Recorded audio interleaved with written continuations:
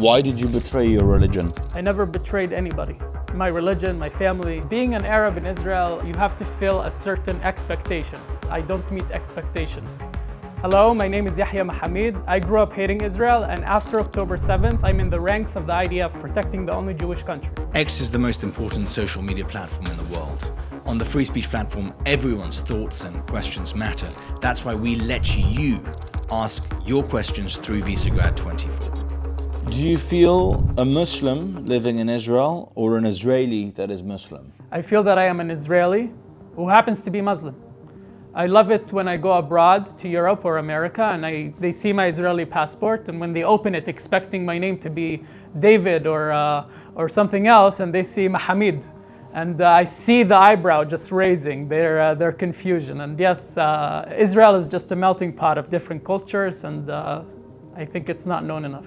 Are you Sunni or Shia? Israel has only Sunni Muslims, but we have other kind of Muslims living in here. But I am Sunni and the majority are Sunni. Ask him if he knows what the Quran is. Yes, the Quran is our holy book, and before joining the IDF, I was part of a movement called the Islamic movement. And part of the first things that I remember from my childhood was that they wanted to send me to India to convert people to Islam. I was praying 5 times a day. I was part of the community in the masjid. I know very well what the Quran is. Why are you still Muslim if Quran 5:51 says do not take unbelievers as your friend? We cannot live in 2024 and follow every letter to the exact thing that's written.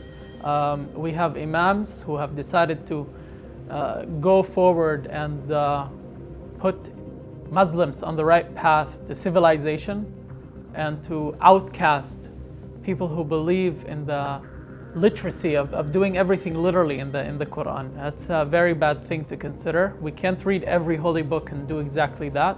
They were written a few thousand of years ago. I think they don't exactly fit today's narrative. Do you scream Allahu Akbar when engaging enemies? No, I usually say that in the shower. No. If you are a Muslim, why did you join IDF? Islam prohibits every action these forces commit. It's very funny because one of the things that all religions share between Christianity, Judaism, and Islam is a verse that I like to remember all the time.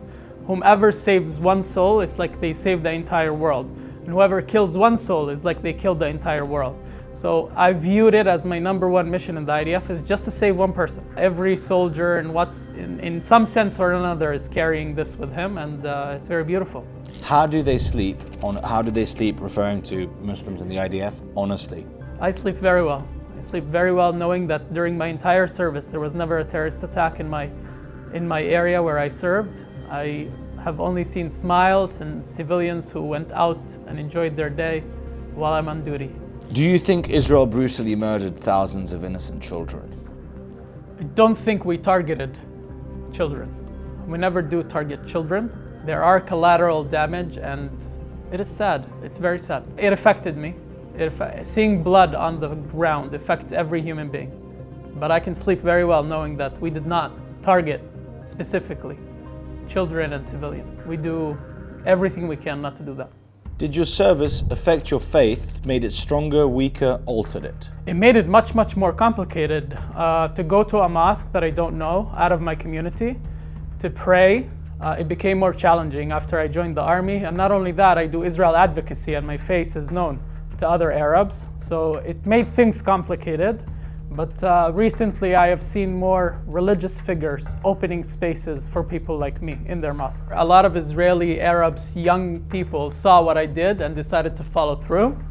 And some did, including a very religious Muslim woman who went and enrolled to be a combat soldier in the IDF.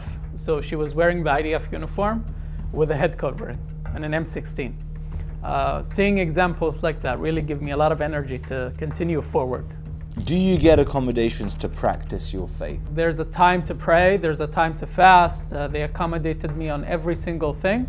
I also accommodated them because I went to the IDF to serve the people, and I saw it. My personal opinion was that there's a limit to my needs, and the big majority is going to be to what the country needs. If he falls in combat, does he get 72 virgins in heaven? No, my girlfriend forbids me. No 72 virgins for me. Do you consider yourself also a Palestinian? What is a Palestinian identity to you? I don't consider myself as a Palestinian. My grandmother, who was born in Tulkarem in the West Bank, she identified as Palestinian. I always say that my grandmother is Palestinian, but I am not. She was the biggest Zionist I've ever met. Do you think it is right to serve in an army that considers you a second-class citizen, or a country that marginalized you by calling itself a Jewish state only? Well, we never called ourselves a Jewish state. We are a Jewish democratic state. Every day of my last 6 months in the army, I was in charge of raising the flag and saluting it every morning. And we sing Hatikva. It never missed my mind that this is a Jewish country.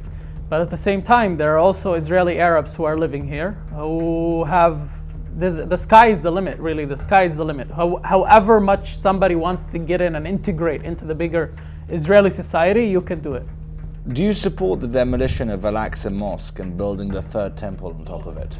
The first nation that allowed the Jews to pray freely on the Temple Mount were the Muslims. And I believe in my mind that we will live to see a day where Muslims and Jews pray on the Temple Mount right next to one another.